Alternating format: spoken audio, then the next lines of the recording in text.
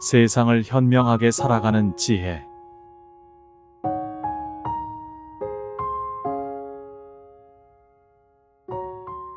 오늘은 여러분과 함께 노후를 망치는 바보짓 3가지에 대해 이야기해 보려 합니다.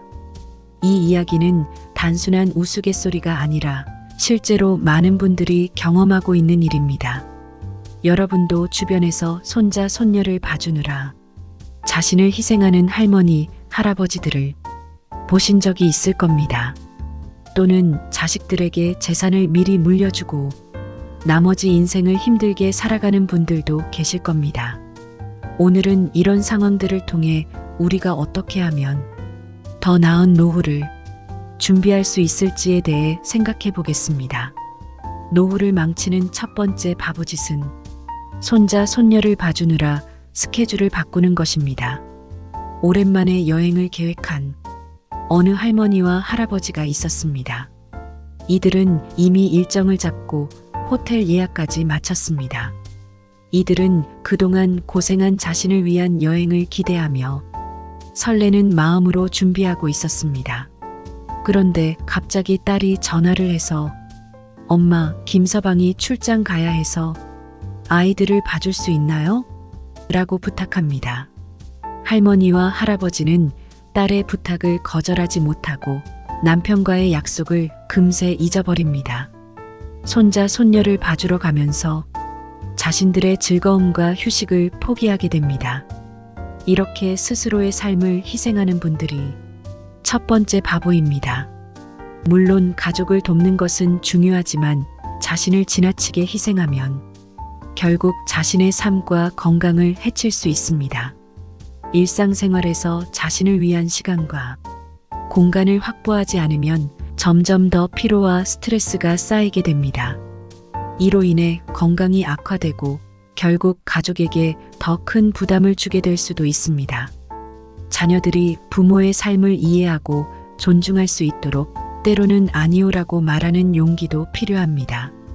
이는 이기적인 행동이 아니라 오히려 자녀들에게 독립심을 기르고 자신들의 문제를 스스로 해결하는 법을 배우게 하는 중요한 교육입니다. 부모가 자신의 삶을 소중히 여기고 건강하고 행복한 모습을 보여주는 것이 자녀들에게 더 큰 가르침이 될 수 있습니다. 결국 자녀들도 부모가 건강하고 행복해야 더 큰 안심을 느끼고 자신의 삶을 꾸려나갈 수 있는 힘을 얻게 될 것입니다.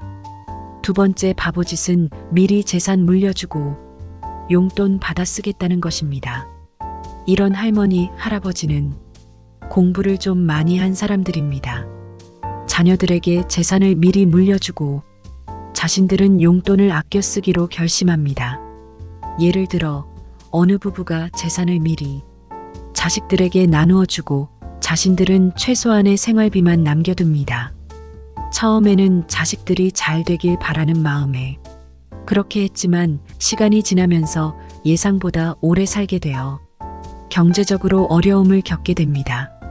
자식들에게 손을 벌리기도 어려워서 노후를 힘들게 보내는 경우입니다. 이렇게 미래를 계획하지 않고 모든 것을 자식에게 주는 분들이 두 번째 바보입니다. 자녀들에게 재산을 물려주는 것도 중요하지만 자신의 노후를 위한 준비도 반드시 필요합니다. 자녀들이 독립해서 잘 살아가기를 바라는 마음은 당연하지만 그 과정에서 자신을 소홀히 하면 안 됩니다. 노후에 경제적인 안정이 있어야 자식들에게도 더 많은 도움을 줄 수 있습니다. 경제적인 불안정은 노후의 삶의 질을 크게 떨어뜨릴 수 있습니다. 노후에는 의료비, 생활비 등 예상치 못한 지출이 발생할 수 있으며 이를 준비하지 않으면 큰 어려움을 겪게 됩니다. 따라서 자녀들에게 재산을 물려주기 전에 자신의 노후를 위한 경제적 준비를 철저히 해야 합니다. 자녀들에게도 이러한 부분을 설명하고 이해시키는 것이 중요합니다. 자녀들이 부모의 경제적 부담을 덜어주고 부모가 안정적인 노후를 보낼 수 있도록 도와주는 것이 진정한 가족의 모습입니다. 세 번째 바보는 손자, 손녀가 자고 가겠다고 하면 방이 모자랄까봐 집을 새로 사거나 방을 늘리는 할머니, 할아버지입니다.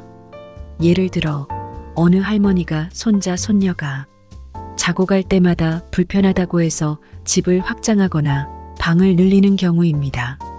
처음에는 자녀와 손자, 손녀들에게 편의를 제공하려는 좋은 마음에서 시작하지만 나중에는 큰 부담이 됩니다. 나이가 들수록 짐을 늘리며 자녀와 손자, 손녀들을 위해 모든 것을 희생하는 분들이 세 번째 바보입니다. 이렇게 집을 확장하거나 새로운 집을 사는 것은 큰 비용이 들고 나중에 관리하기도 어려워집니다. 노후에는 오히려 단순하고 관리하기 쉬운 생활 환경이 필요합니다. 자녀와 손자, 손녀들에게 편의를 제공하는 것도 좋지만 자신의 생활을 지나치게 희생하지 않도록 주의해야 합니다. 노후에는 더 이상 큰 집이 필요하지 않습니다. 오히려 작은 공간에서 편안하고 효율적으로 생활할 수 있는 환경이 더 중요합니다. 큰 집을 관리하는 것은 체력적으로도 힘들고 경제적으로도 큰 부담이 됩니다. 자녀와 손자, 손녀들에게 일시적인 편의를 제공하는 것보다는 자신이 건강하고 행복하게 지낼 수 있는 환경을 유지하는 것이 더 중요합니다. 자녀들에게도 이러한 점을 이해시키고 부모가 건강하고 행복하게 지낼 수 있도록 돕는 것이 진정한 자식의 도리입니다. 여러분, 이런 바보들이 주변에 많이 보이시죠?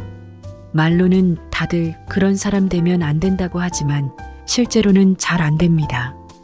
왜냐하면 그게 바로 인간이기 때문입니다.